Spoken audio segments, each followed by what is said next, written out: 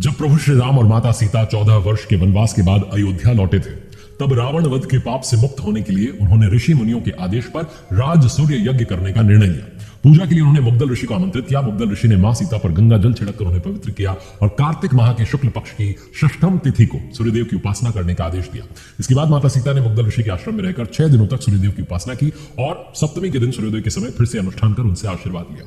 कहा जाता है माता सीता ने सबसे पहला छठ पूजन मुंगेर के गंगा तट पर किया था, जिसके बाद छठ महापर्व की शुरुआत हुई थी। एक और कथा प्रचलित है कि छठ पर्व की शुरुआत महाभारत काल से हुई। इस पर्व को सबसे पहले सूर्यपुत्र कर्ण ने सूर्य की उपासना करके शुरू किया था। कहा जाता है कि उस भगवान सूर्य के परम भक्त थे और प्रतिदिन घंटों तक पानी में खड़े होकर के सूर्यदेव को अर्घ्य देते थे। सूर्य की कृपा से ही वो महान योद्धा बने और आज भी छठ में अर्घ्य दान की जो परंपरा है ये बड़ी प्रचलित है। छठ पर्व के बारे में एक और कथा है और वो ये कहती है कि जब पांडव सारा राजपाट जुए में हार गए, तब रानी द्रौपदी जो थी उन्होंने छठ व्रत रखा था। इस व्रत से उनकी मनोकामनाएं पूर्ण हुई और पांडवों को सब कुछ वापस मिल गया। ये भी कहा जाता है कि सूर्यदेव और छठी मैया का संबंध भाई बहन का है, इसलिए सूर्यदेव की आराधना को जो है फलदायी माना गया है।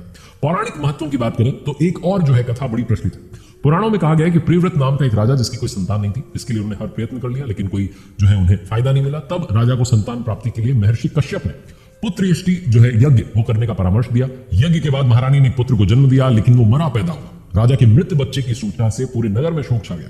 कहा जाता है कि राजा जब मृत बच्चे को दफनाने की तैयारी कर रहे थे, तभी आकाश से एक ज्योतिर्मय विमान धरती पर उतरा। इसमें बैठी देवी ने कहा, मैं षष्ठी देवी हूं और विश्व के समस्त बालकों की रक्षिका हूं। इतना कहकर उन्होंने शिशु के मृत शरीर को छुआ, स्पर्श किया और वो जीवित हो उठा। इसके बाद राजा ने अपने राज्य में छठ पर्व मनाने की घोषणा कर दी। अगर साइंटिफिकली बात करें तो छठ पूजा जो है षष्ठी तिथि पर एक खगोलीय घटना होती है और इस दिन सूर्य की जो पराबैंगनी किरणें हैं वो धरती पर अधिक मात्रा में आती हैं, जो कि जीवों के लिए लाभकारी होती है।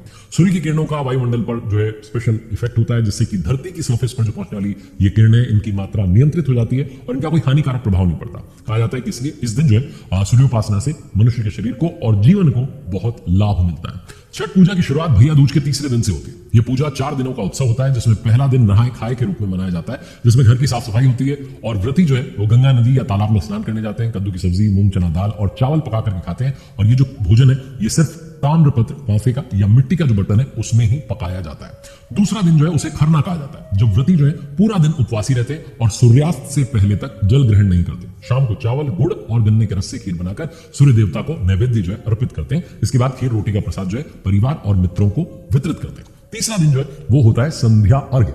ये संध्या अर्घ्य का दिन वो है जब व्रती जो है डूबते हुए सूर्य को अर्घ्य अर्पित करते हैं। इसके लिए बहुत ही स्पेशल प्रसाद बनता है, जैसे कि ठेकुआ, चावल के लड्डू बनाए जाते हैं और एक स्पेशल बांस की टोकरी में रख करके इन्हें घाट तक ले जाया जाता है। घाट पर बैठ करके जो है व्रती जो है सूर्यदेव को अर्घ्य देते हैं और सूर्यास्त के समय 5 बार परिक्रमा करते हैं। और चौथा जो दिन आता है छठ पूजा का वो होता है उषा अर्घ्य, जब उगते हुए सूर्य को अर्घ्य अर्पित किया जाता है। व्रती जो है सूर्योदय से पहले घाट पर पहुंचकर सूर्य देवता की पूजा करते हैं और फिर घर पर लौट करके पूजा का प्रसाद सभी को वितरित करते हैं। जैसा मैंने बताया था कि माता सीता ने वो सप्तमी के दिन जो है सूर्य भगवान को सूर्योदय के समय जो उनकी उपासना की। व्रती जो है उनके लिए थोड़ा सा ये कठिन व्रत होता है, क्योंकि 4 दिनों तक उपवासी रहना होता है, अन्न और जल का त्याग करना होता है, सिर्फ एक बार प्रसाद ग्रहण कर सकते हैं, दिन में सादा भोजन करना होता है, रात में विशेष पूजा प्रसाद होती है और मुख्य रूप से ये जो व्रत है महिलाएं करती हैं, जिन्हें परवैतिन कहा जाता है।